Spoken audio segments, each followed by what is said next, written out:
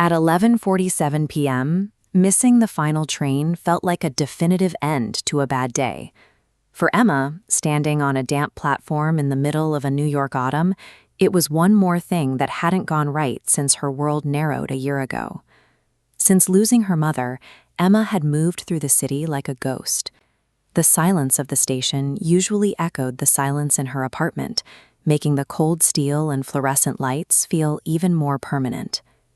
A voice behind her broke that silence. Noah didn't offer a cliché, he offered a shared frustration. When he suggested the universe might have a better plan, it wasn't a grand prophecy, it was just a way to make a stranger smile on a Tuesday night. They spent the next hour talking about the photograph she still carried. Emma repeated her mother's words about starting over, not as a deep philosophy, but as a rule she was finally trying to live by.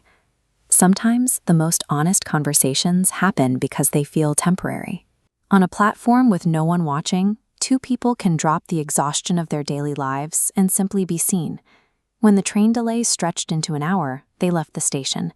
They walked through Manhattan under a single umbrella, the sound of the rain on the fabric creating a small, private world that moved with them through the city. They talked about the movies they watched as kids and the things they'd never told their friends. The conversation didn't feel like a first meeting. It felt like a continuation of something that had already begun. Outside her apartment, the city noise returned.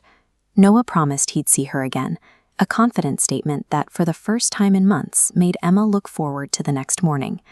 When two people share their genuine fears within hours of meeting, it bypasses the usual months of social ritual.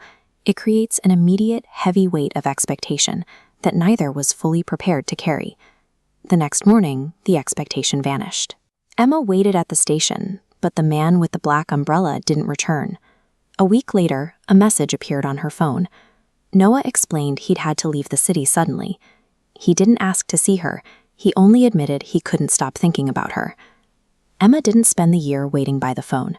She focused on the small details of moving forward, learning the route to a new job, taking a trip her mother had always talked about, and gradually noticing that she was no longer looking for his face in every crowd. Her life became full again, though the memory of that one rainy night remained tucked away, a moment of connection that was never quite allowed to reach its conclusion. When someone leaves without an explanation, it forces you to find your own sense of completion. Emma learned to build a life that was already finished, rather than one waiting for a second chapter to begin. A year later, on another rainy night, Emma stood on that same platform. She wasn't the grieving woman she had been. She was someone who knew she could survive the silence. And then she heard the same voice ask if she'd missed the train again. Noah stood there, looking older and less certain than he had a year ago. The year of distance and the shock of the reunion collided in a single moment on the platform.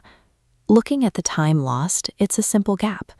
Noah wasn't ready for how much he cared, and eventually losing that feeling was daunting. Emma didn't demand an apology. She recognized his fear and chose to close the gap, telling him to stop running. The year of separation gave Emma the chance to find her own strength, and it gave Noah the time to realize that the risk of staying is always better than the safety of being alone. A missed train and a rainy night were just the beginning.